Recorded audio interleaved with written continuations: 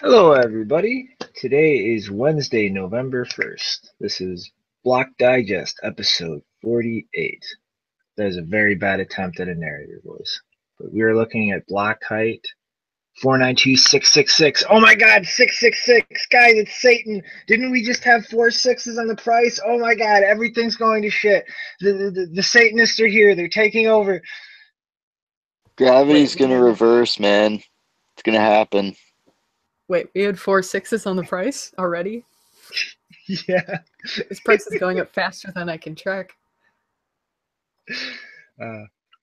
But I guess silliness aside, we have yet another SegWit 2x statement. Aren't we excited by these guys? Isn't this like the highlight of our day, to continue talking about how another company is going to handle this stupid thing?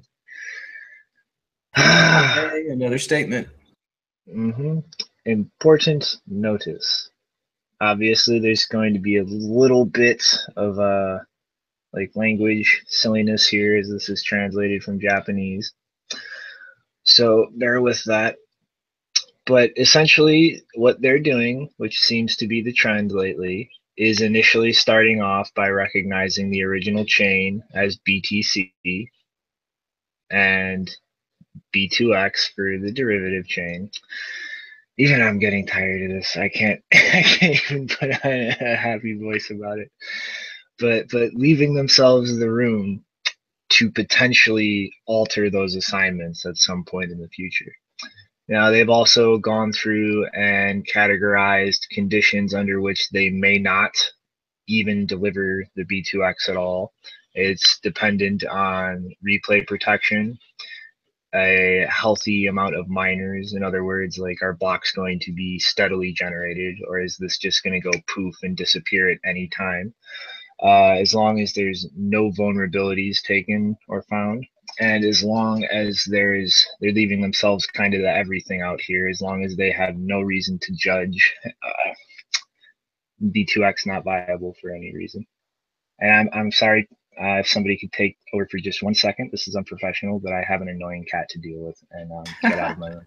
It's all right, man. But yeah, this statement coming from Japan, it does look like sort of the new thing where people are taking a much more neutral stance, and it does sort of seem like a reaction to the Jeff Garzik metronome and just a lot more talk about how bad this fork looks to be and like the future road ahead of it. And it doesn't look like it's got that much support. It never really did, but now it's just looking really bleak. And yeah, I mean, these statements are getting old, but I think this is starting to become the narrative. Like, I saw a GDAX email and a Coinbase email today that before their statement said 24 to 48 hours they're going to decide, and now it's getting to this, like, they're going to wait 2 weeks to see if it's safe and stable before they'll actually start deciding about this, what to call Bitcoin. That's still in this story, but you know, like you're saying, man, eventually this thing will be over. We've been doing it every day. It'll be over soon enough.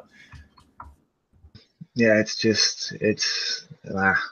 and just to round it off real quick, they've also established policies for the logistics of distributing things. Like, obviously, you'll be credited anything 1-to-1 that you're holding in any of the different accounts or that you've borrowed.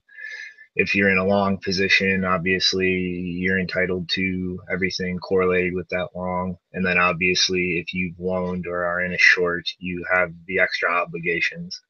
And they've actually specifically clarified that if you wind up with obligations because of that in the negative in excess of your account balance, they will freeze your account and they will freeze your ability to deal with anything until you've actually cleared that debt. So one thing to take into account. Such thrilling news. Yeah, I'm waiting for the day when we don't have a 2x continued section in our news desk. I know. God, praying for the day. The time is coming. It will be over. The promised land is just ahead. All right, and let's go on to the next 2x piece of news. Oh my God! What What? There's nodes running on Amazon Web Service? A majority of nodes for the two? Oh my God! Wow, I'm shocked. There's nodes popping up out of nowhere, acting like they're people. This is like the same thing, isn't it? It's like here come the fake nodes. Like here's the FUD, here's the 2x, here's the fake nodes. It's all this. Yeah, it's getting old and repetitive, but like everything, man. Like it's just, I don't know. We can't take it seriously. Like hopefully more people just don't take it seriously. They recognize that it's just, a bunch of spun up nodes through these web services. Yeah, I'm gonna do something a little here on the fly. Just a little I don't know, nostalgic look back. But everybody remember, these whew, oh my God, look at all the nodes that came out of nowhere. Oh, where'd they go? Oh, wait, where'd those nodes come up out of nowhere? Oh, wait, here. All these nodes are flying up. Oh, remember these crashes? Remember that? I really hope there's no bugs in Garzik's client. Oh my God, it's the same, just sharp, out of nowhere rise. I mean, like, how unimaginative are these people? Like, it's literally been the same thing for the past 2 years. Like, for fuck's sake. I think it would be pretty easy for someone to try and correlate like Amazon web service shutdowns or something, or updates to when these nodes go offline. Pretty sure it would be relatively easy to do. Yeah, we were talking about that in the Mumble earlier today. There's actually a program for, I guess, Windows AWS blocker, and then there is a way to ban these AWS, nodes, because I think they all start with the same 5.2 address. Yeah, it's under the it's all under like one big IP range that Amazon owns. So if you're really I don't know, that filled with hate for these useless dummy nodes, you can just ban the whole range, and then your node won't accept incoming connections from any of them. Well, the thing is, they would probably just argue that why does it matter? I mean, they don't really care that much about the decentralization aspect, because every time someone brings that up as a concern, they're like, oh, who cares? Because we have 20,000. Oh, I see. So it doesn't matter that it's running on Amazon, because I bet they have they bet they gave Amazon a $20,000 full node. Well, see, that's like the thing. Like, there's like so much just similarities in the same nonsense. Like XT had so many businesses and miners on board with it, and I mean, like the miners actually dropped support first that time because of the ramp up to 8 GB blocks and concerns over certain pools benefiting more than others. But then, like Classic, all the businesses were on board with it. Like even Finex, which has kind of stayed on the sideline, like Bitstamp, like they were all on board with it.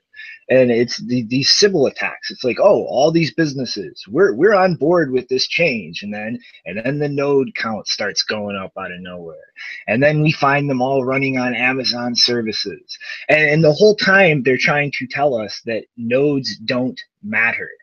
Like, they're telling us that they don't matter, but they keep spinning up all these fake nodes to manipulate the node counts to convince us to do things. If they, like, which one is it? Do they matter or do they don't matter? Because you're trying to convince us to do what you want by using something you say doesn't matter.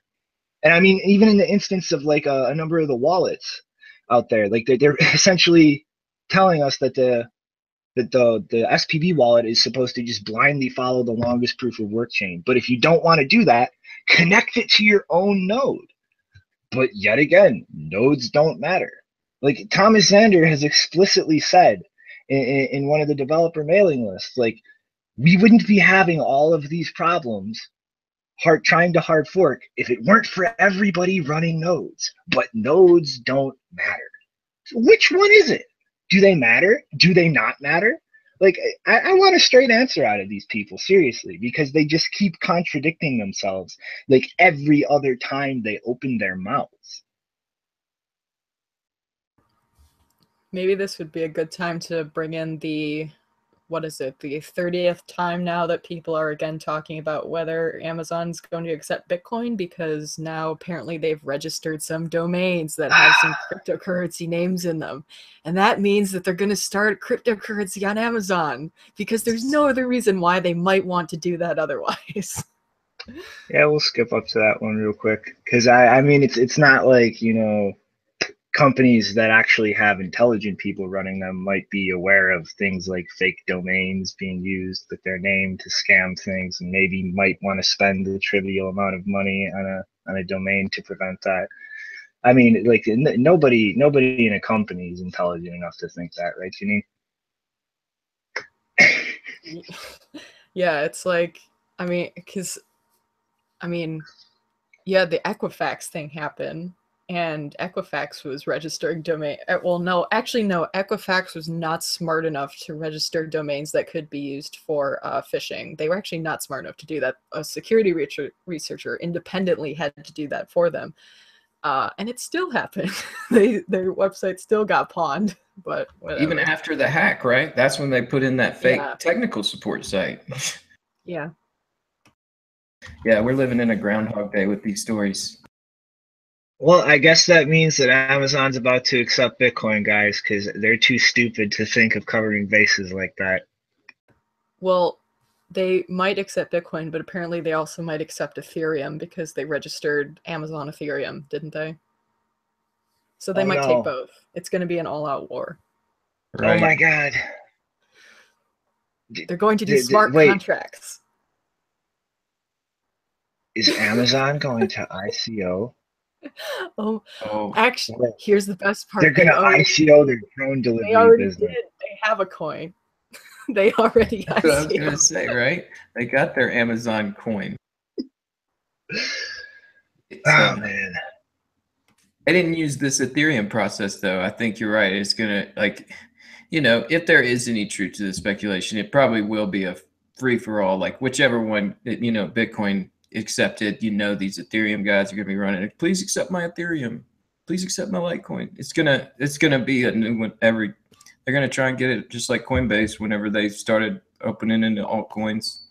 So yeah, I could see that happening if there's any truth to this speculation that we seem to be bringing up like every week.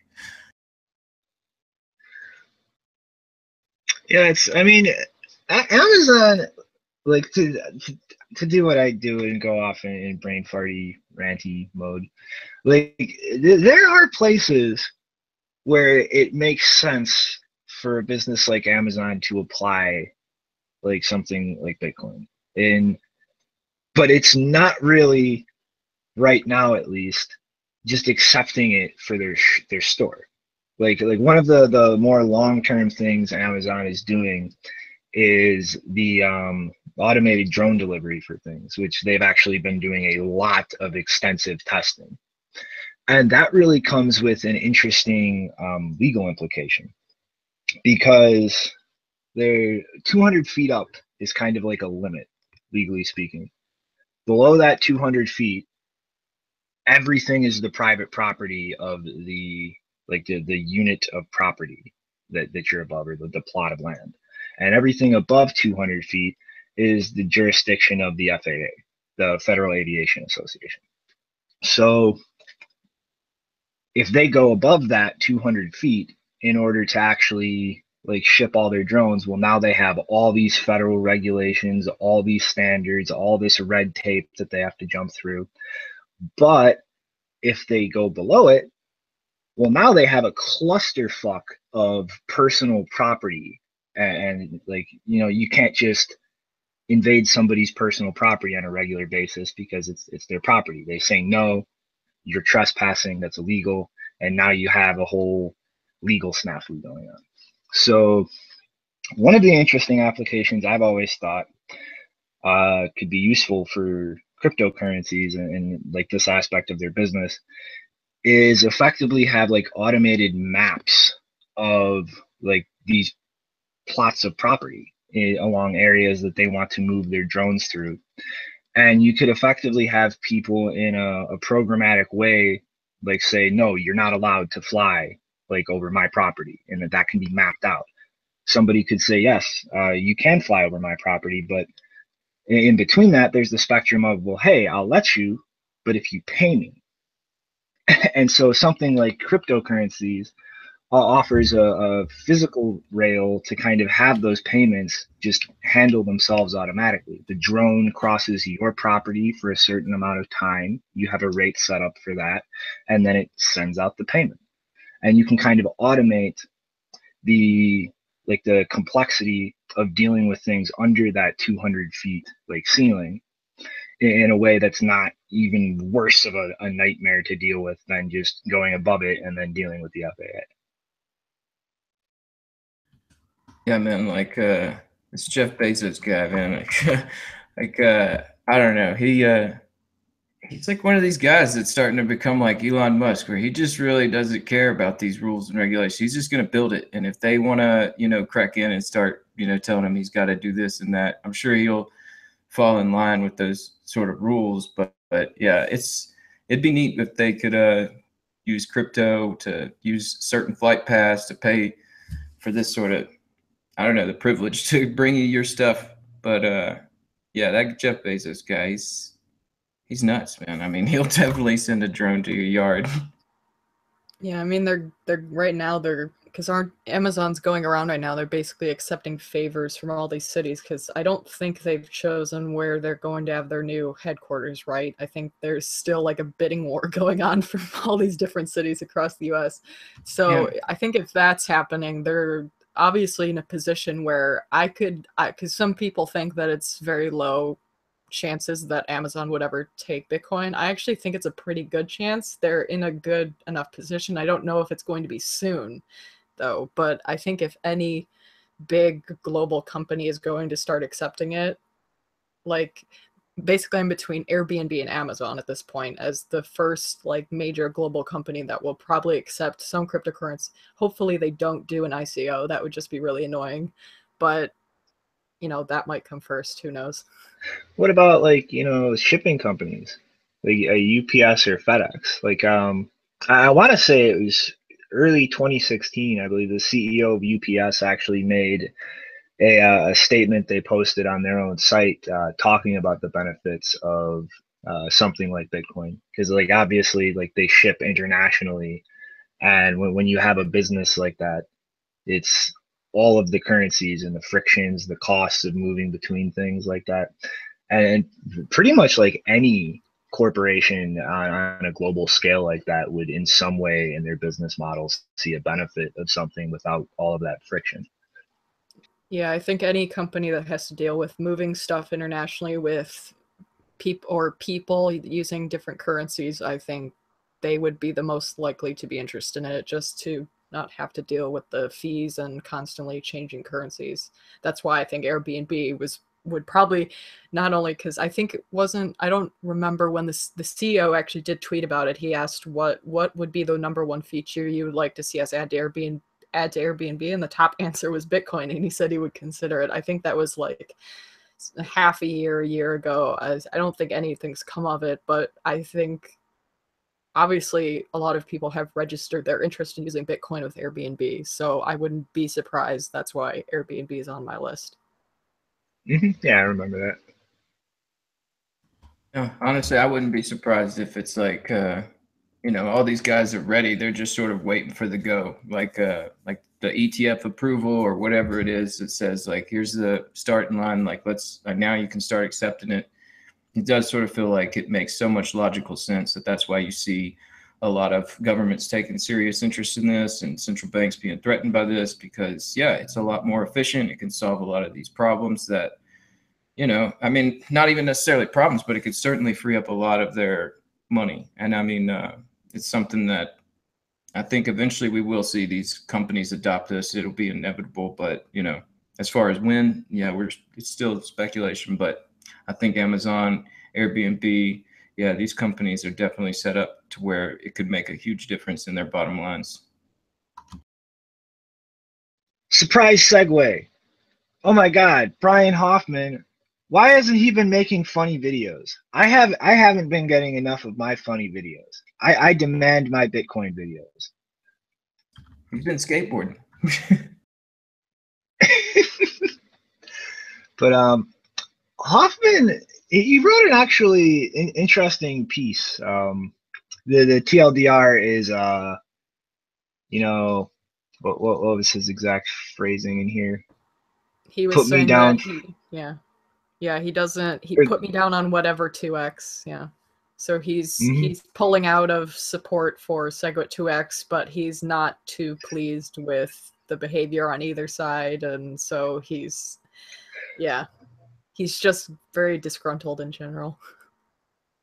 Yeah, and I mean, like, I really feel bad for Brian because, like we covered a while ago, the kind of usability problems with OpenBazaar.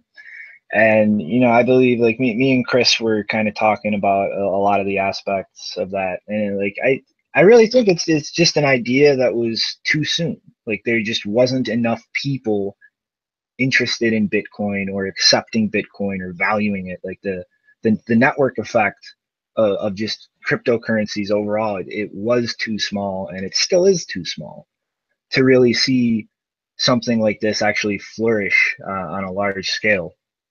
And it's like I do think it's a good idea. Like, some kind of framework for distributed commerce like this is definitely something we need going forward.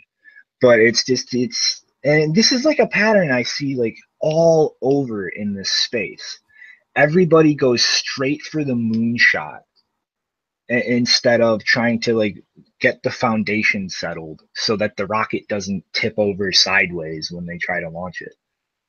And I feel like, a lot of it just me kind of projecting a bit, but like a lot of his reasoning, I think, for even getting on board with 2x in the first place was just like, let's get this thing going.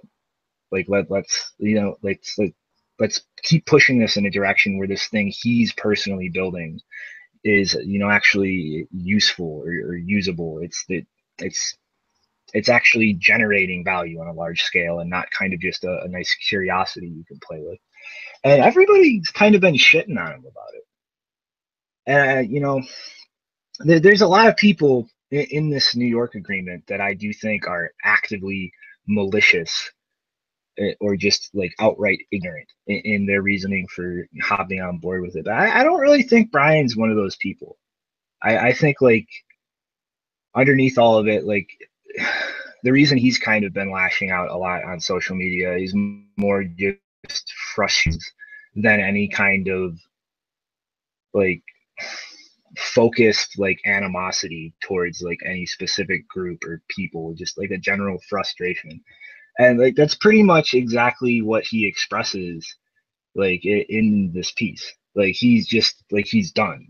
He's fed up with all the fucking shenanigans and the politics and all the heated discourse. Like he just wants to get back to trying to build something. And like I really feel bad for a lot of the people in this space that are kind of stuck in similar positions. Yeah, and I like that he makes clear that OpenBazaar was never put in a position where they were, officially supporting SegWit 2x or not SegWit 2x as a company, that he kept that separate. And then, yeah, I agree with you that I think OpenBazaar is a really good idea. I haven't checked out the new version because it sounds like they did revitalize it recently and it's supposedly a lot better. So I'm interested to look at that and see how it's changed. But yeah, I do kind of like, of all the projects, like there's so many shitty projects that, have had their company or people impacted by this SegWit 2x thing by the fact that they've supported SegWit 2x. And I really hope that OpenBazaar isn't one of those things, because even if it's early, it's not something that I want to see go away, because I definitely like the idea. Yeah, Brian has always been a nice guy. It's like, he's a family man, and I feel like you're right. He like kind of got in between all this to where he's like, yeah, I don't really want to be a part of this side or that side because it just looks so bad from his vantage point. And yeah, he does have something going there with OpenBazaar, and it's good for like, it's good to see somebody that really is doing something in the space kind of take in the information since the agreement and say like, this is best for my employees, for me, for my family, this just isn't working out. And it's nice to see somebody in the space take that, position that's really going to be best for the people around him, and not just so focused on what's going to be best for fees and best for this sort of thing. He's thinking big picture. And yeah, I like Brian. He's always been a nice guy on Twitter. And yeah, it's sad to see somebody get caught up in all this, but geez, it's almost over. It's almost over. And it's like it's really also just like objectively, like it's an interesting kind of indirect on ramp to add into an ecosystem. Because I mean, like, you know, Purse.io, I frankly, to be blunt, think the people running that company are complete fucking idiots at this point. Like, they are spoiled children who think the entire world revolves around them, and everything that doesn't go their way is due to some specific personal attack against them. But like the product they built, I think, is very interesting in the way that it kind of dualistically provides a means for people who have Bitcoin to engage in commerce, but the other end of that is like an on-ramp for people who want to acquire Bitcoin. So in a way, like a lot of merchant processors nowadays, like it's just, we accept the Bitcoin for this business, immediately sell it, credit that business fiat, and that's like, to whatever degree you're seeing commerce like that, you're pretty much just adding a steady amount of down pressure on the price. Whereas like kind of how Purse is architected their system, like it's an exchange pretty much in a roundabout way. Like, you are not dealing with a business that's just going to immediately sell those coins for fiat. You're dealing with a person who's pretty much buying your stuff for you in exchange for your Bitcoin. And I feel like OpenBazaar, like, you know, and Brian's tried to kind of make this point in like defensive things when people shat on it before. It's like, oh, well, you know, you want to shit on OpenBazaar.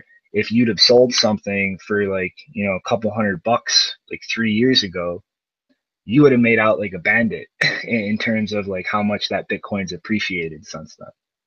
And it's kind of like another like dualistic system in that way, where it's providing on one end a commerce option for people who want to use their Bitcoin as a currency, but on the other end, it's an on-ramp. It's not just something that's kind of pointing the down pressure on the price like a hose.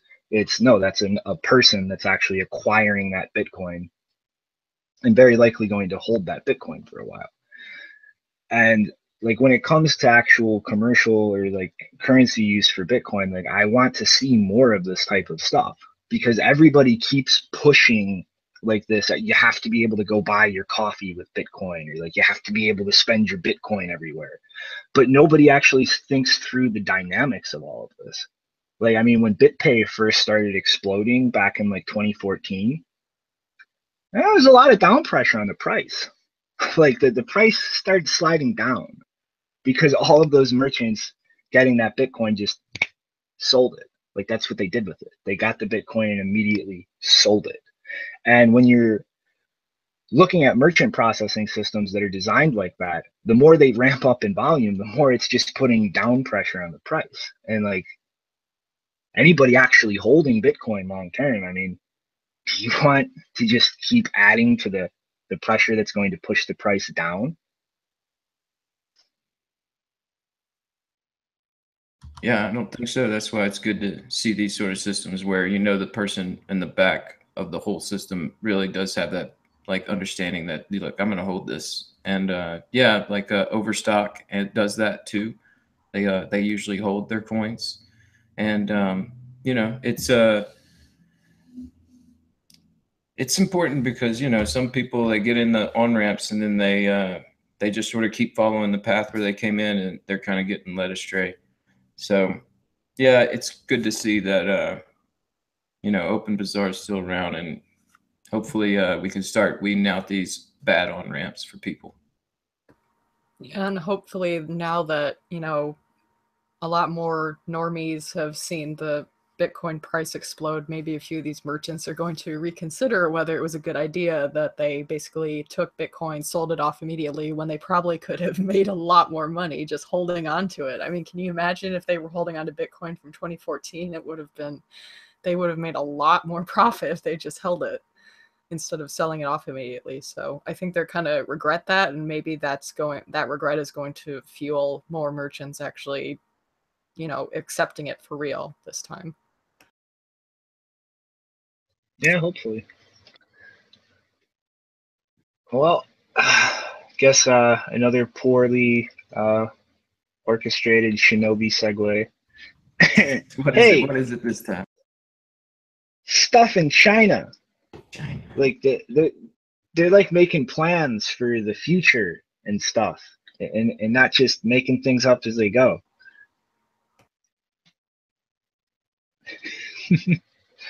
So this is let's see where I can start trying to digest this. Okay, so effectively, wait, Shinobi, you need to get an ad blocker because you're advertising an ICO right now on the page.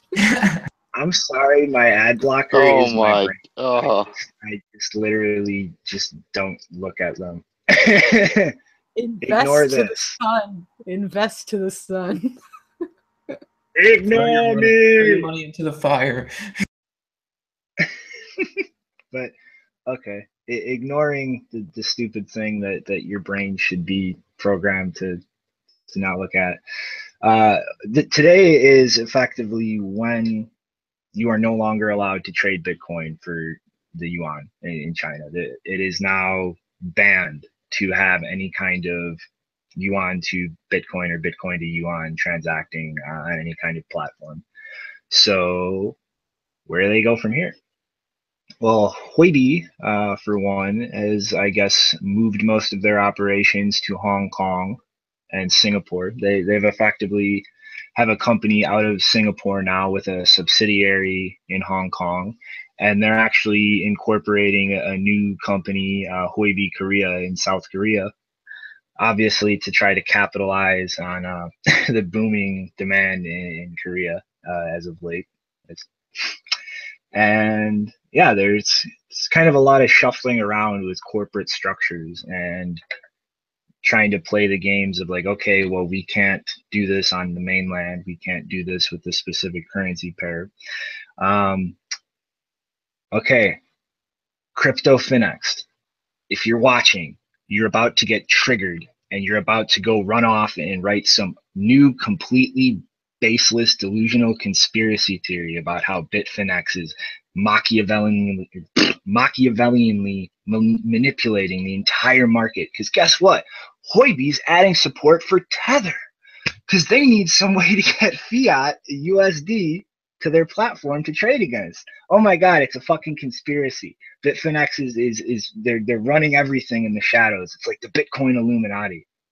You know, everybody, you should stop, you know, paying attention to all this Blockstream core stuff. It's a red herring. It's all Bitfinex. They're the ones pulling the strings in the background. No comment.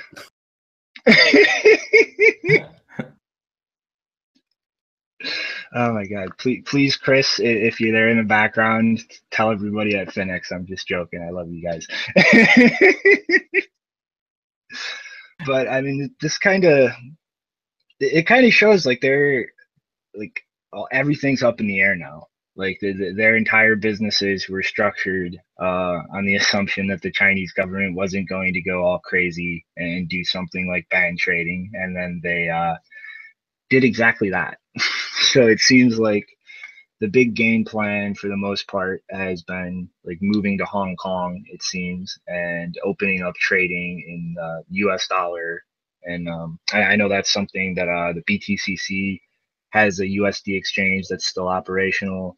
OKX obviously has their USD markets. Huobi is adding support for Tether to do the same thing. But to kind of slide down to the end here, aside from Korea, apparently a lot of these Chinese CEOs are reaching out to Japanese companies. And some are actually potentially even looking to acquire a whole exchange. but as the head of a Quayon, I don't know if I'm pronouncing that right, Mike Kayamori, we're talking to almost all of those guys, meaning the Chinese CEOs. They're all desperate now. There's a lot of Chinese retail people reaching out to us, but we can't handle it. So, I mean, I really think unless China does an about face and this was all just another fake out, we're probably going to see all the market activity and dominance move over to Korea and Japan. And yeah. Yeah, I mean, like I was reading that, and the ban as far as like it's all just yuan, the yen is that it, or the yuan with Bitcoin? Is that how you pronounce it? Yeah, the yuan for the Chinese currency. Right, but I mean, they're still doing crypto to crypto, and they got the USD tether coming in there, and I think it's interesting, just like we're seeing what happens when the ban comes into place, because they're talking about OKCoin and Huobi are going to start doing a lot more OTC trading. Like they're actually going to start offering it, where it's like right now it's still basically all just Telegram and peer-to-peer. And as far as them going out and registering in other Asian countries, like I think like that makes great business sense, because like you're saying, there's a big market there for it. And it also does kind of like, to me, I was thinking it kind of helps improve the security, just in case one of these countries does want to ban, say like, oh, we're banning OKCoin in China. It's like, well, that's fine. We've already registered in Japan and we're fine over there.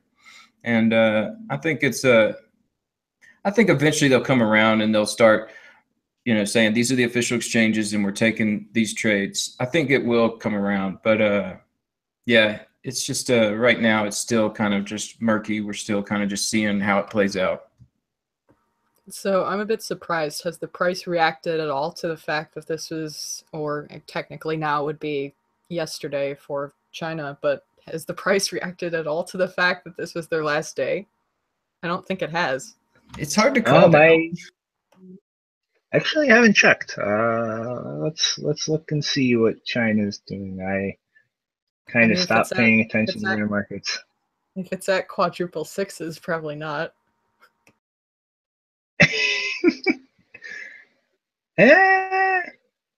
He's kind of just been slowly drifting up. Doesn't really look like any sharp movements based on it or anything. Yeah, I imagine when they do, like, start trading again, it will shoot up. But then again, I don't know really anything about it. It could shoot down, man. I'm always kind of, if I think it's going to do this, it'll probably do the other thing. There's a magic trend line, which is a Shinobi trademark secret, and it's always going to follow that trend line forever and ever and ever. And if it doesn't, then Bitcoin's broken. It's magic. That's why I don't worry too much, because I know we're on that trend. Alrighty, what are the rest of the James Bond villain style countries in the world up to? What is that? Putin buried in a pile of Bitcoin? What's he doing under there? I have to say that is not a pleasant image at all. I mean, Rick, you could have done 100 times better than that. Yeah, I could have, right? Like, geez. It's not even the right... Why is it yellow? It's not even the right color for the Bitcoin logo. Couldn't they make it orange or something? Come on, I think they at least understand the cringe level of stuff going on. I'm not going to put any individual or any company's name out there, but I have been approached before by people in the media asking for advice on images that were not just complete and utter cringe material, so that they're at least aware of it. Well, at least they know that. Maybe they'll start working towards changing it. But yeah, this Russia story, man, I went through it, and it's really just talking about how there's large theories coming out from like Russia trying to make strategic moves in crypto. And it really talks about how Putin changed his mind when he met with Vitalik. That was something special. Apparently Vitalik red pilled him, and he really bought it. And so, He's talking about there's gonna, the Russia's trying to invest in a third of the mining that China's doing right now. They're trying to grab a third of that hashing power, and it makes sense. I mean, as far as like we're saying, as far as is the efficiency of Bitcoin to help out an economy. It talks about how this might help avoid sanctions and help, Russian oligarchs, get richer. And so, I mean, I could see that this thing does sort of take off in Russia. Oh my God, the stuff about blockchain technology allows for anonymous exchanges. What is this? Seriously, Vice News, you need to like take a step back for a second. Because like seriously, I think I've read maybe one article about anything to do with cryptocurrencies that was good out of Motherboard/Vice. I mean, they need to get a dedicated person who actually knows what they're talking about, because some of their stuff is like, because I swear they've written articles about how, Bitcoin's not quote anonymous, it's pseudo-anonymous. Like they know all of this stuff and they're still writing things like that. They need to do better. Be better, Vice. Be better.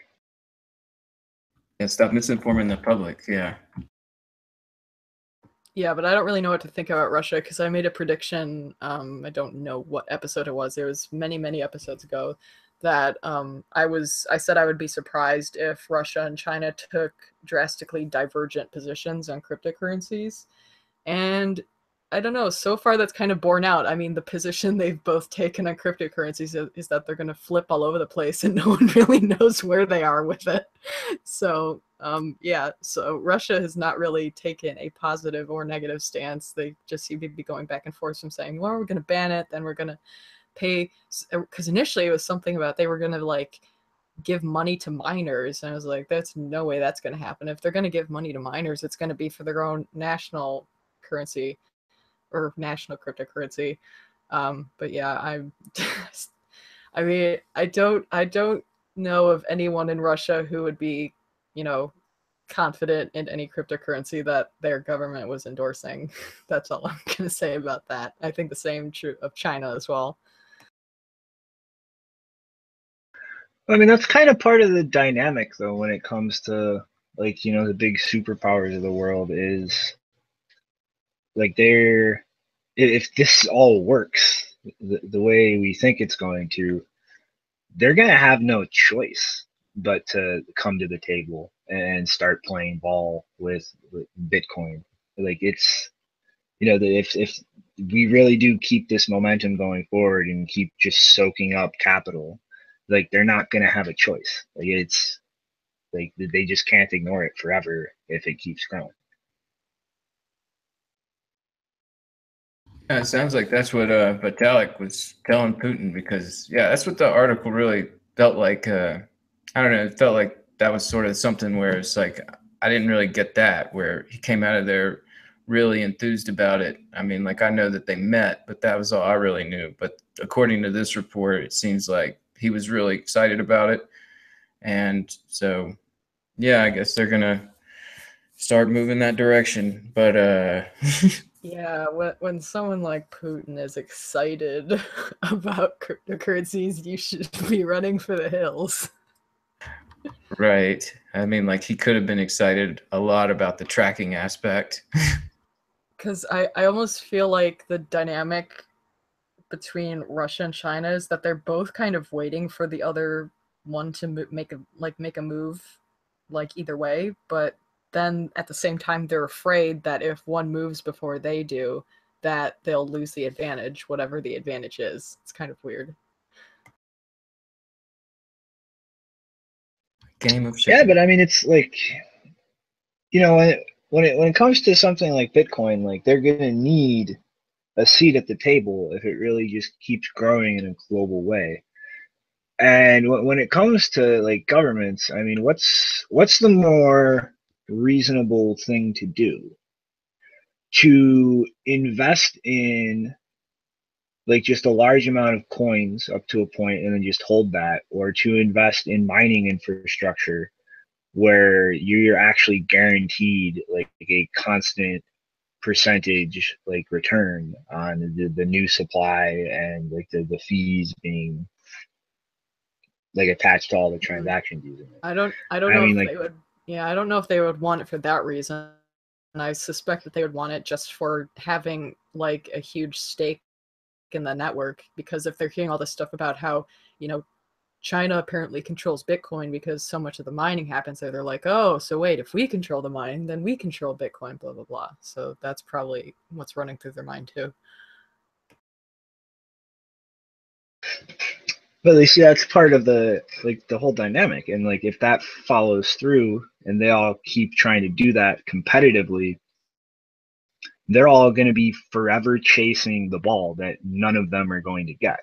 Like they'll just be perpetually chasing it, and in that way just providing that coordination mechanism for the rest of us to use. And I mean, at the end of the day, like if that follows through on a long-term horizon and you do see like nation states actually start directly running a lot of mining operations, well, that's a pretty interesting dynamic, because while they're mining, they're deciding what goes in a block. Everybody else are the ones who get to pick what the rules are. And if they want to be stubborn or stupid and try and ignore those rules, well, you're fired.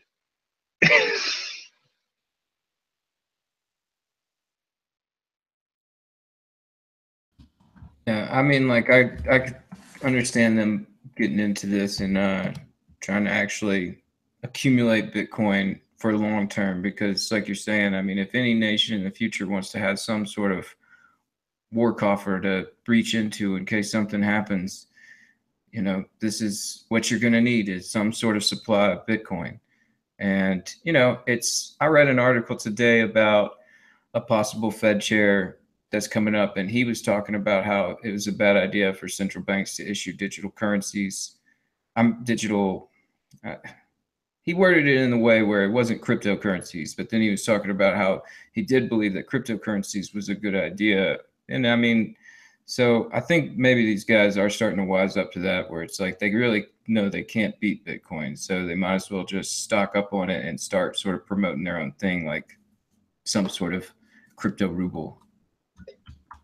Yeah, one of the things that bugs me about whenever anyone talks about, you know, say, oh, a central bank is going to issue digital currency, it's like, you guys realize that most of the money is already digital. Like the fact that you're saying digital currency, I get that it's a hype word, but it really means nothing at this point.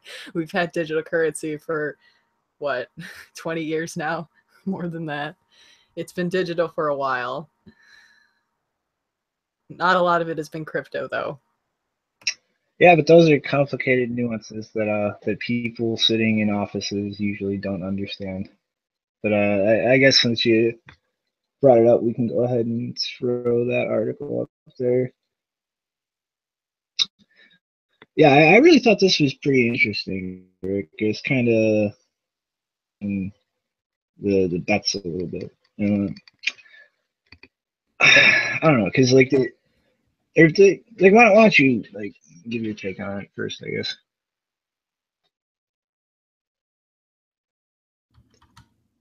Well, I was looking through it, and yeah, you know, he's saying that, you know, he's very cautious about a Fed coin because of the fact that, like we were talking about, these sort of things, they're really not innovative at all. And he was talking also about how it could stifle innovation in this cryptocurrency market, and whenever you try to do that.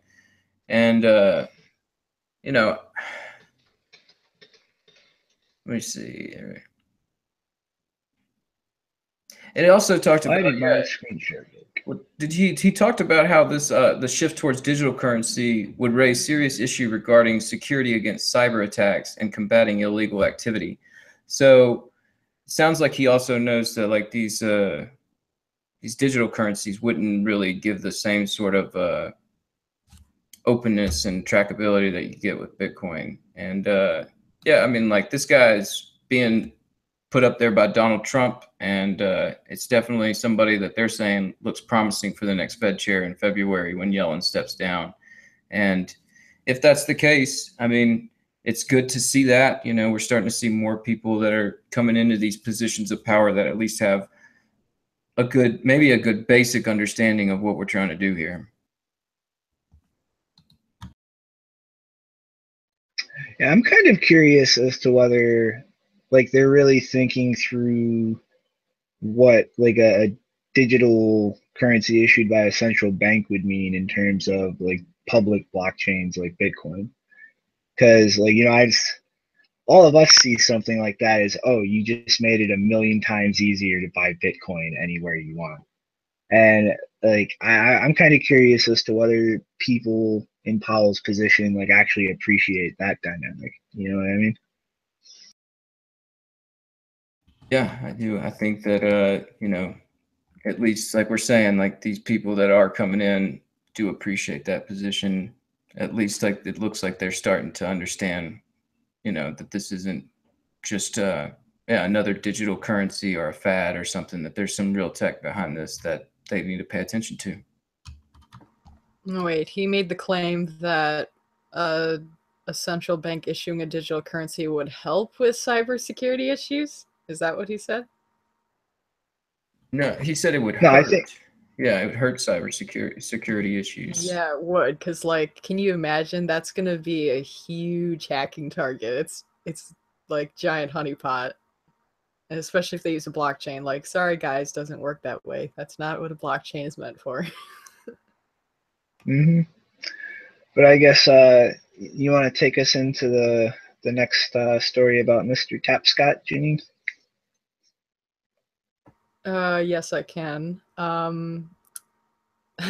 So you've probably seen a lot of stories recently with regards to ICOs about how they're claiming to have certain people as their advisors, and it turns out it's a bunch of shit because they never talk. If they talk to them, they said no, or they never talk to them, and the person who's supposedly advisor has no idea what they're talking about. And apparently the Tapscott group is not, well, not specifically the Tapscott group, but a specific VC firm that they actually announced all the way back in July. Was it called Next Block? I think that's what it is. Yeah, so the story basically is, and by the way, I have it on good authority that this is not the first time these guys have done this, but this is the first public story I've seen about it. Basically, they passed around some kind of document in advance of making their this new company, this VC firm, public, where they listed a bunch of people, as you see in that picture down there, a bunch of people who are considered, quote, experts in the space. And they were saying these people are advisors, or they're our friends, or, you know, we know them really well, or their projects, we've been involved with their projects. And so they were very obviously, but not very covertly, because this was only shared mostly with investors, and then it accidentally got leaked to some journalists, it appears. They were sharing this document, presenting these people as advisors, when in fact you have a long list of quotes in that article, because I can't remember, it's Laura Shin, I think that's what her name is. She is a journalist from Forbes. Mm-hmm. And she went around and asked all these people that were on the list whether they had been contacted, and most of them said they had either never been contacted or they had discussed it at some point in the distant past, but they said no. So none of the people that were on that advisor list were in fact advisors. And so, yeah, I mean, you guys can discuss it. I have a lot more to say about the Tapscotts in general, but you guys can give your comments on this story. You telling me I can't trust Tapscott? I think the interesting thing was that he was consistently trying to say that he was not using their position as an advisor, which was a lie, to actually like sell people on this. When literally in the slide, one of the three big reasons used to try and convince people is unparalleled with the best entrepreneurs, opinion makers, and highest profile figures in blockchain. And then also saying in this, like, these connections are going to be useful for getting into ICOs, but like during a private phase initially. And it's that these relationships would like give them access to better information. So he's literally trying to say that he in no way like included them as an advisor and material to use their reputations to sell this product to people, when that is literally the reasoning in these documents that he's giving people to sell them on his product. It's bad, man. Like, you know, I never heard, I mean, like, I guess I've heard of the Tapscotts because that name just sort of rings a bell, like Rockefeller or something. And I just think it goes to show that, you know, all these there's so many scams in the space where you just can't trust the names, the site. You like, you know, it takes really a lot of research just to really even feel like, you know, this thing's got some sort of validity to it. Where, you know, there's just so much of this where it's like you throw a bunch of faces on a piece of paper and, you know, you'd slap the advisor term on it because, you know, like Rich was saying in the chat, it's vague, you know. So, I mean, like you can really get away with that sort of thing where it's like, oh, well, I talked to him and he advised me on this thing. And so I'm going to list him as an advisor and that's why I did it. So it's all good. And yeah, it really goes to show you can't trust like even the most biggest names that sort of you don't even know, but it just sounds like, oh, this person must be reasonable. This sounds like it's legit, but no, it's all BS. Yeah, so I just want to quickly explain for anyone who doesn't know who the Tapscotts are. It's a father and son, and they run, I'm not sure if it's a company or whatever, but they're part of they call it the Tapscott Group. And I don't remember when the book was published, but they wrote a so-called best-selling book about, I think the title was Blockchain Revolution, something like that. And it's a best-selling book, and they constantly market themselves as being experts in the blockchain space, blah, blah, blah. And the reason I find that so infuriating is because they wrote a paper for the World Economic Forum. It was released in June. And I shared some tweets with you, Shinobi, but I tweeted about it back then because I read the entire paper and it was, I swear to God, I don't think they had a single person who actually understood what a blockchain is read the paper, because if they did, they would have had to make a number of corrections. And I just find it like one of the things they were using blockchain as an abstract noun, and they literally, one of the points of the paper was that they were supposed to answer the question, like one of the most basic questions is, what is a blockchain and why is it important? Because that was kind of the title of the paper. It was blockchains could give rise to a new era of the internet. That was the selling subtitle that was in the tweet. And they literally asked the question, what is a blockchain, in the paper, and then they never answer that question. They don't know what it is. And I just find it hilarious that you can write a best-selling book about blockchain revolution and you don't even know what a blockchain is.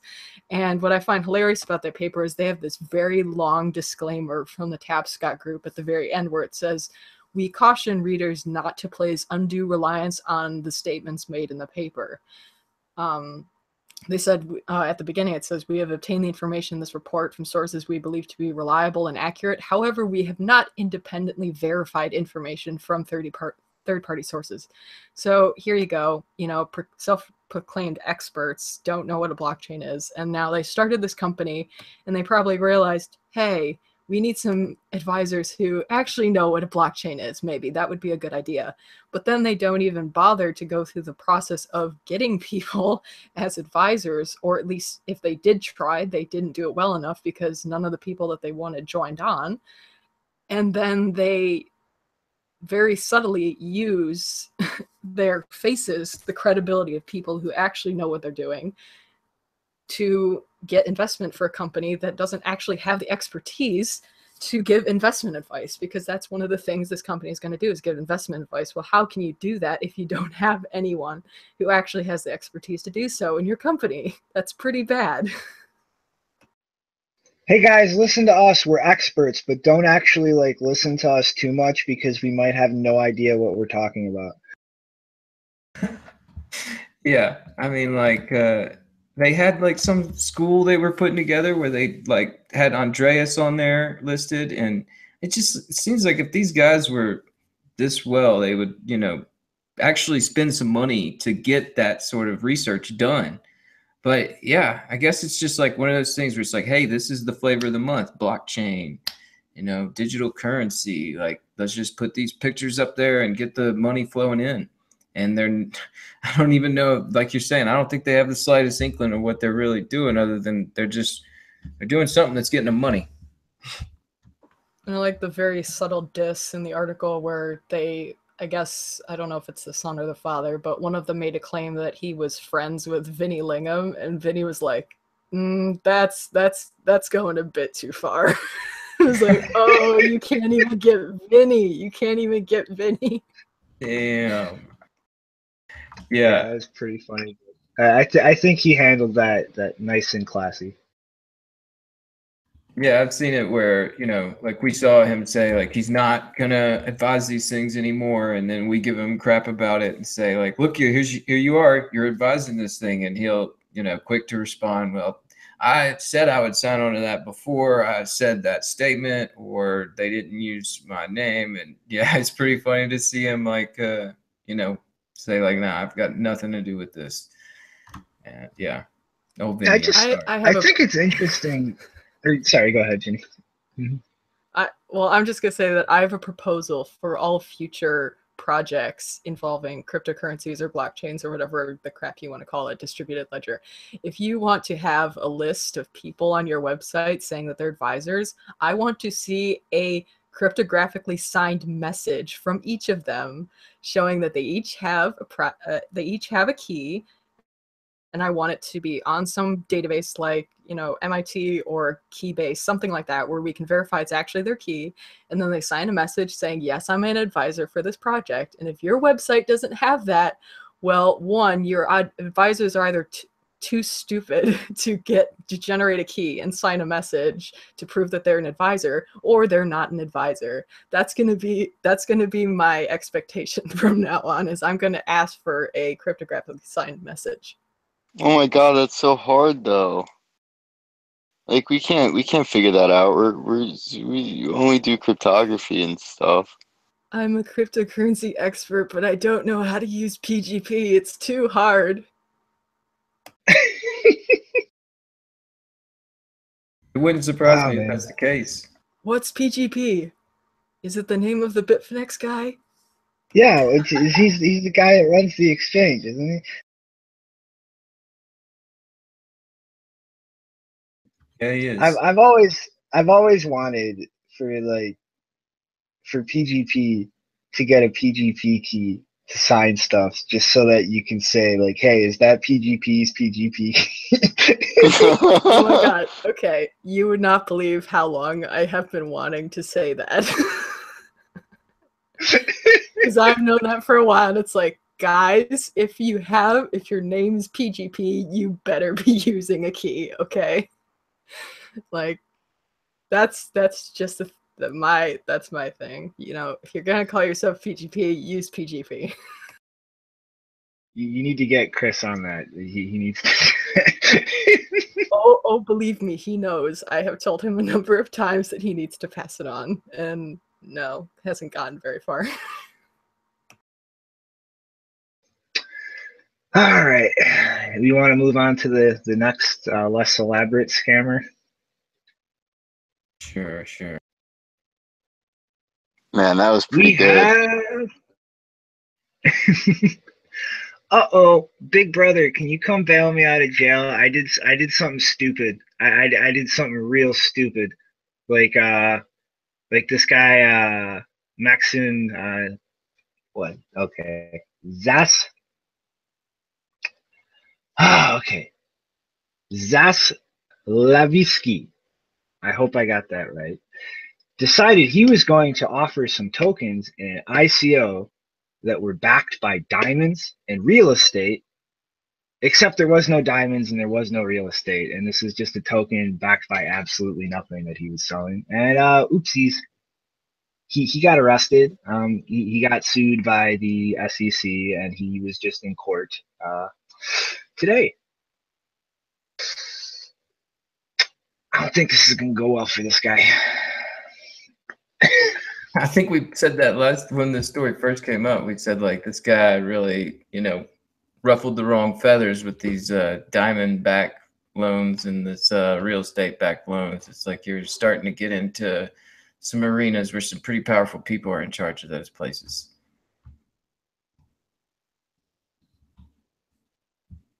I mean, I just think this is like one of the worst cases of just outright fraud I have ever seen in this space, and it's actually in court, and like he's actually getting sued by the SEC.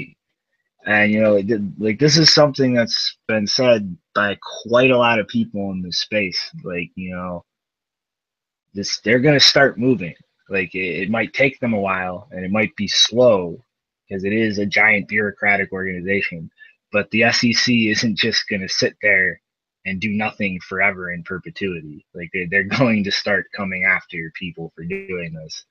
And like a lot of people have been saying, like they're probably going to start going after the low hanging fruit first. And like this is probably one of the lowest hanging fruit you could have in this space. Yeah, because to be fair, you have stuff happening recently that apparently the Royal Canadian Mint has fake gold. Did anyone else see that story? Yeah, I did. Wow, yeah, I think I Surprise, saw that. gold isn't real. Yeah, actually, I saw the headline for that, but that kind of just got pushed back into my infinitely expanding list of tabs. Yeah, it is good to see the SEC take some sort of action on one of these things that is a definite scam. That way, hopefully, people will start to at least get a little bit more serious about these things. Although, like we just went over the Tapscott story, it's hard to see that coming in anytime soon, really.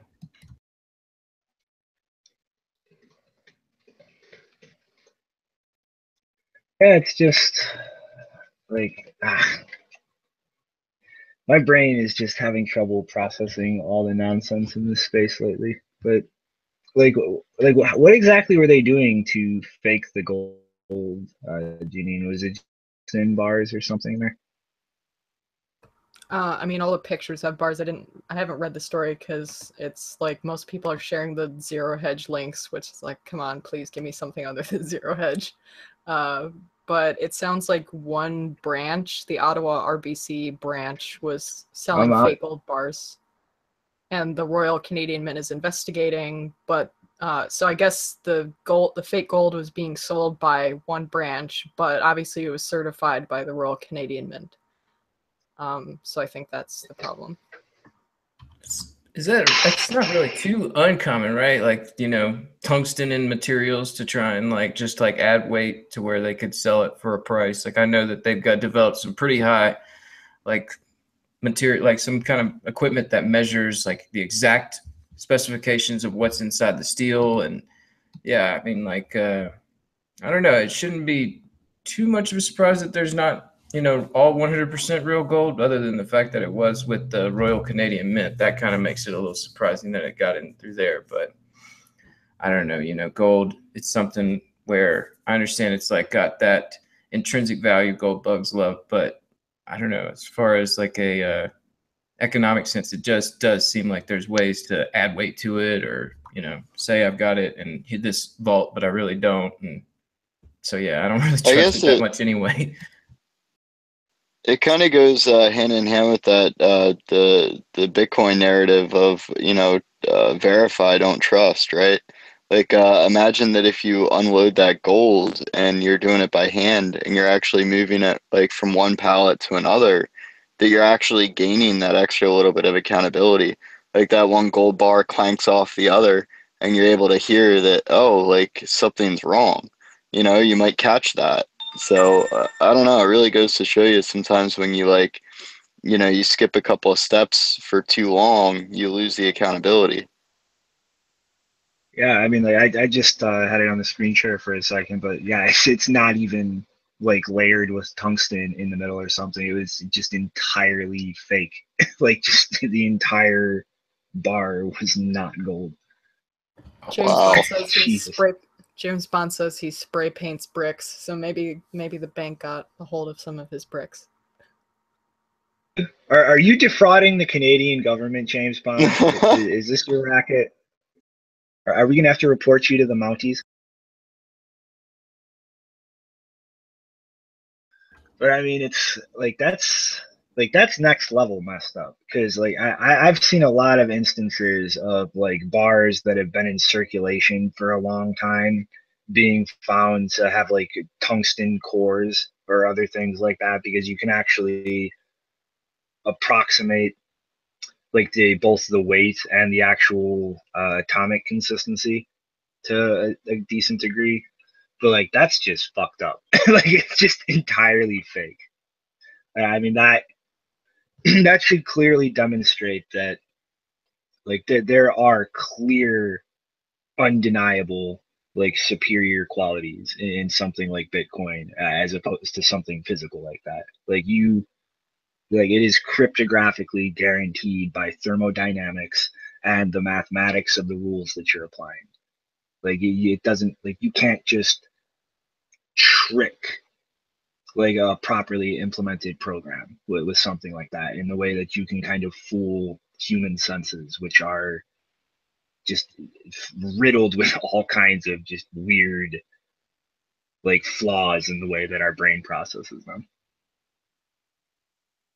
Yeah, people see that shiny gold and they say, I want to believe it's real.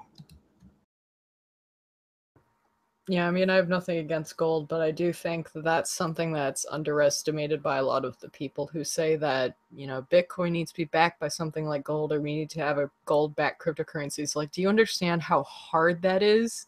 Like, first you have to get some actual gold to support all of that wealth, which is difficult enough. And then you have to figure out who to give the gold to and make sure that they don't screw with it while it's being held, and that they don't introduce more of it, or that you don't like there's no, it's so extremely difficult to tie that's the reason why Bitcoin is successful, is because it's not tied to any physical thing. It's, you know, it's its own, it's just a currency and that's it. Doesn't have any gold, doesn't have oil or any of that behind it. It has not, it, you know, it's thermodynamically backed. And it, you know, I think that's just something that's, and also another thing that's underestimated is how much manipulation there is in the gold market as well. I find that a lot. But yeah, I have nothing against gold. I'd like to have gold myself, but yeah, I don't think people really understand how complex that would be to have a gold-backed cryptocurrency. And this is a perfect example, because you can even have the Royal Mint have fake gold. Yeah. It I don't know, something that always bugs me about this, like in the gold versus Bitcoin conversation, is like how much gold is really out there, and what happens when you go find like a meteor gold and bring it back, like that, there goes the gold market. And also just like the question of like how much does it cost to mine some gold? Well, I'm going to give you billions of dollars and you're going to go out there and survey and hopefully you'll bring some back, while the guy on the other side of the mountain trips over a gold boulder that didn't spend $1. And so it's just like all these sort of variables. It's like that really kind of bugs me, as far as like this being some sort of rock solid economic foundation whenever you can't tell me these sort of factors. I don't know. But gold, like I could see its use as like, jewelry, or, it's something nice to hand somebody. But as far as like something to back an economy, just doesn't make sense when we have Bitcoin. Yeah, I mean, at one point it was probably the best thing, but I mean, now we have Bitcoin. Oh yeah, if we had a choice between, going back to the gold standard compared to what we have now with fiat currencies, I'd choose the gold. Definitely.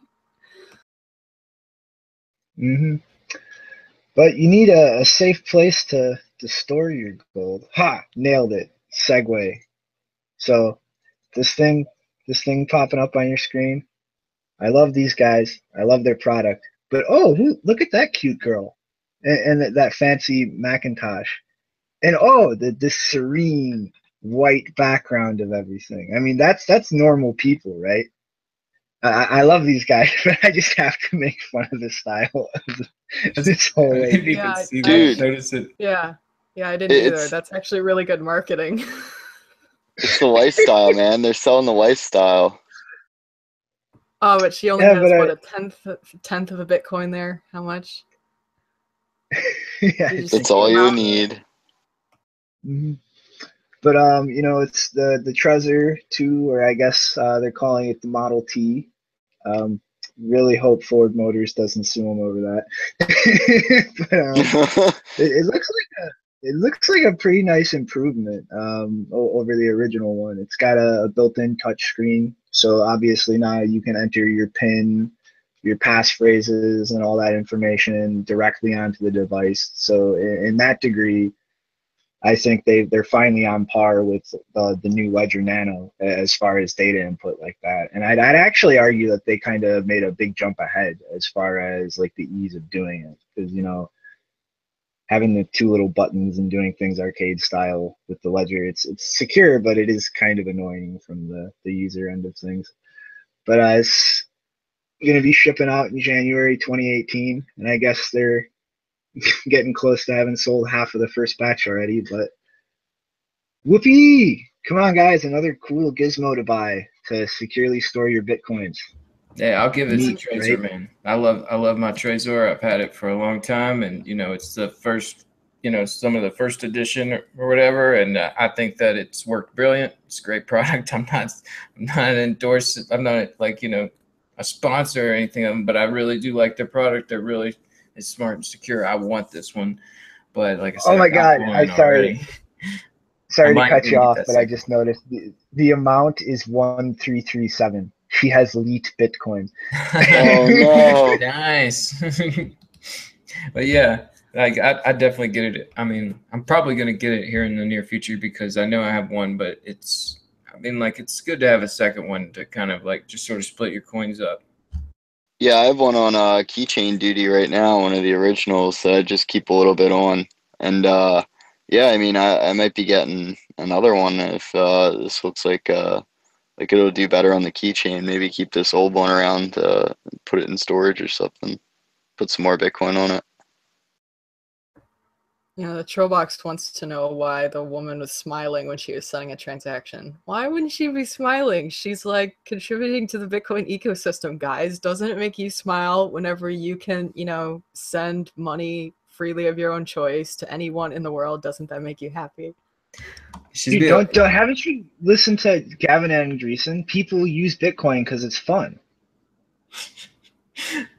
Yeah, it's fun, and she's probably smiling because she's got that little bit of security there. She's not using a blockchain.info wallet where you're sweating and you're biting your nails and you're hoping it's gonna go all right. I mean, yeah, it's nice. I mean, it's marketing, but what do you expect? Yeah, so someone needs to redo that with like someone sending a blockchain.info. It's like they're sending the money out of their blockchain.info wallet into a different one, and then they're smiling.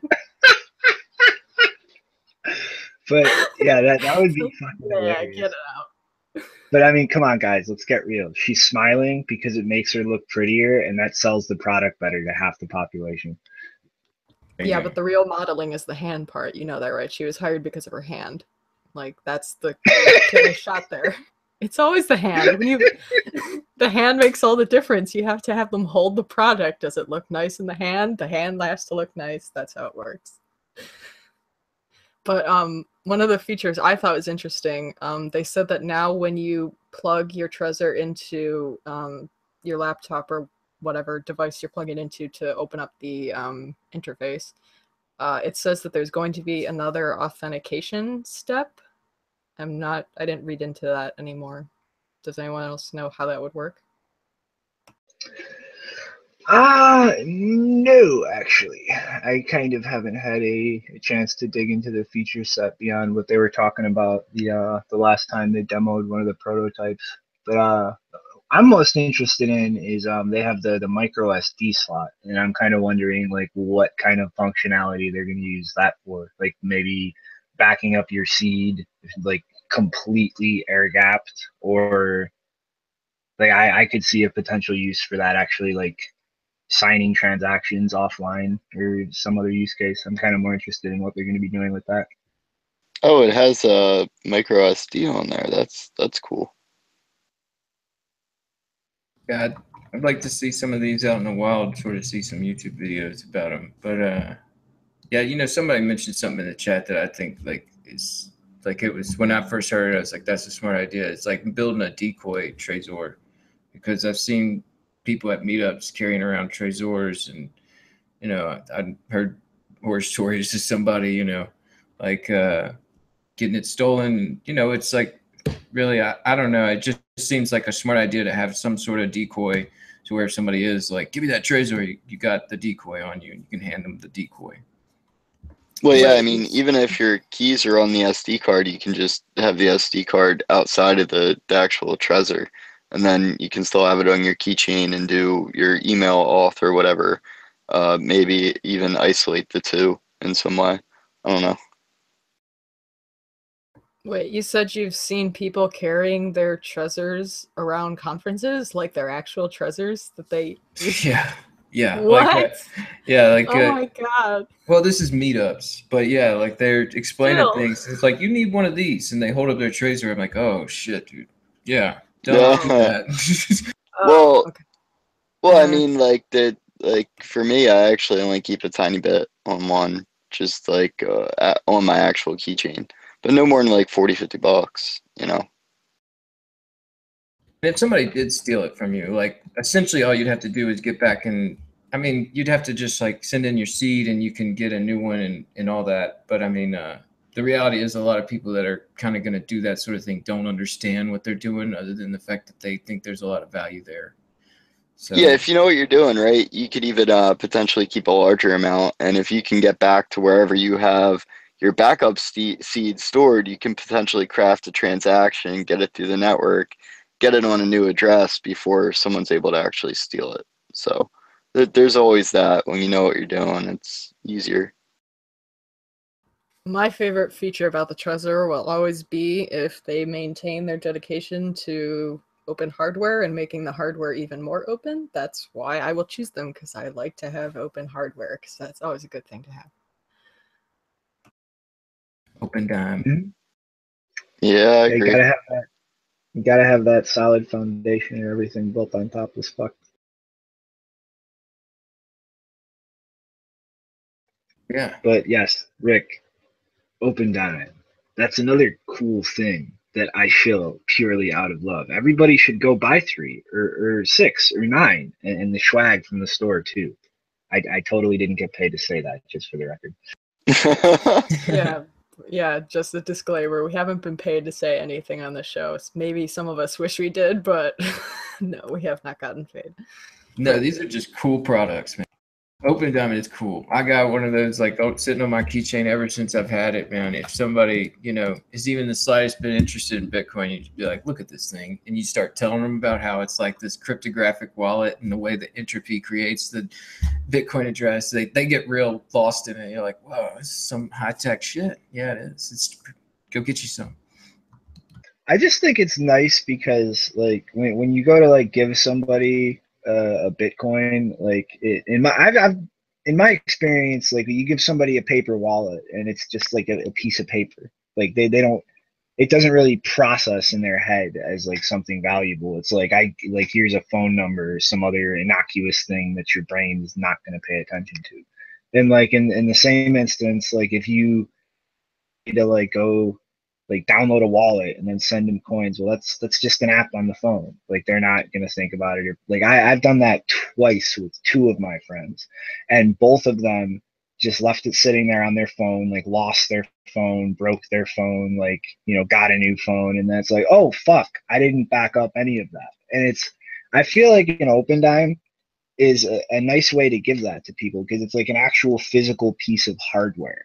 Like it's something kind of familiar in that sense, but it's not just like the innocuous thing their brain's going to completely lose track of. It's like, where's that actual physical device that somebody gave me? Well, And I think even more than that, like too, it's got a good story behind it. Like you can, if you take the time to learn your microcontrollers and every little piece on the PCB there, you can actually like walk them through the story of like how your Bitcoin's stored on there and then interacts with the USB, and without it actually taking too terribly much time. And you can still say that basically here's like your Bitcoin private key, and it's stored here, and this is how this is actually more secure. And like you can get to the bottom of that narrative and actually demonstrate it by holding a Bitcoin in a way, which is kind of like capturing like uh, a particle in a magnet trap. Like it's like magic, you know. I don't know. No, it definitely is. I'm sorry. I was just gonna say, you know, my experience with like handing somebody a little bit of Bitcoin with my nephew with that OpenDime, he really just grabbed it, you know, went and, you know, ran off with it. I mean, it's just like it's neat to see somebody catch that idea of like this is something special. Where you're right, if you handed them a piece of paper or put it like on an app on their phone, they wouldn't really catch that. But if you can really sit there and explain it to them, I think they do get it.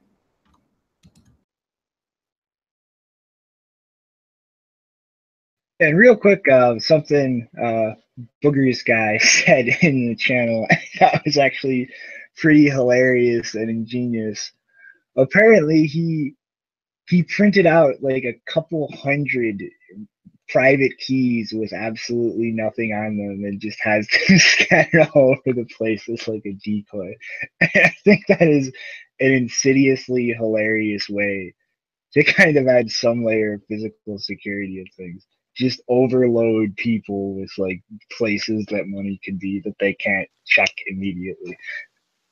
Yeah, right. It's like, oh my God, look at this degenerate. He has no Bitcoins left. They're all spent, every one of them. They're completely gone. This guy must have been some kind of drug addict or something. What a mess. They get through like 5 keys and they're just done with it. They've had it. It's lots of interesting ways to protect yourself, and yeah, it's definitely a good one, Boogers. Yeah, and Fubar mentioned that there's no way to back up an OpenDime.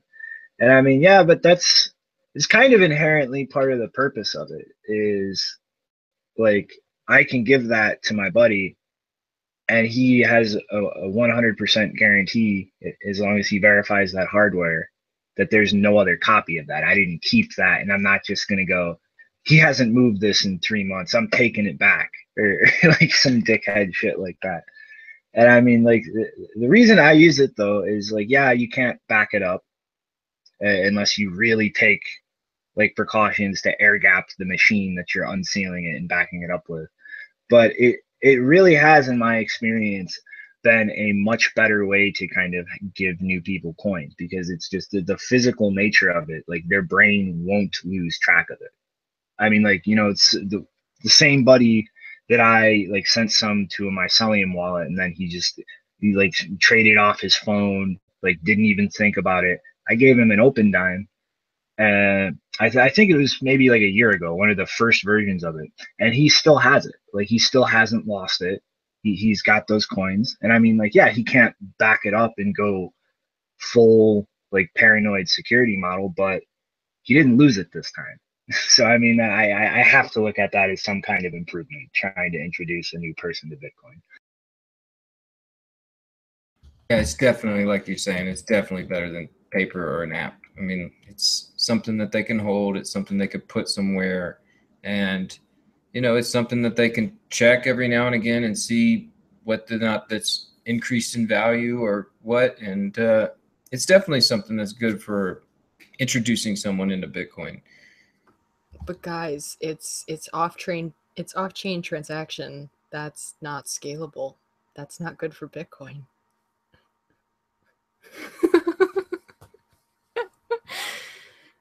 What do you mean? It's infinite scaling in the palm of your hand. Just look at the cool board.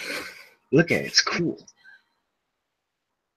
Yeah, I wish people would understand whenever they say like you shouldn't do off-chain scaling. It's like they're also discounting cool stuff like OpenDime. It's like actually it's really awesome that you can like it's completely legitimate to do that kind of transaction where you're not actually and it also, if anyone's worried about the environment, that eliminates a lot of the, you know, environmental aspect of it because you're not using any more energy than it takes to, you know, extend your arm and give them the OpenDime, and that's a transaction, and it works. So I think that's great. And if it gets used too much, you know, it goes out of commission. Like it gets spent, it gets verified, it goes on chain, and then it goes back off chain.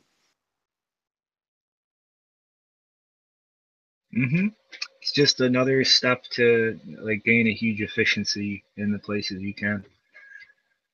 But as much as I'd love to keep shilling OpenDime for another half hour, I think we're kind of getting up to like an hour and a half showtime, guys. Anybody got some last words or thoughts before I wrap it up? Just ready to be on the other side of this 2x. It's November. We're almost there, people. It's weird because I think the end of the Segwit 2X thing is going to coincide with the death of the major villain on Walking Dead, and I'm looking forward to that. Hopefully. Or they might stick it out for another season and piss off most of their audience. Right. Well, I mean, he could die or will. Apparently the villain is currently stuck in a dark trailer with the priest who was once insane, so that's got to be fun. No.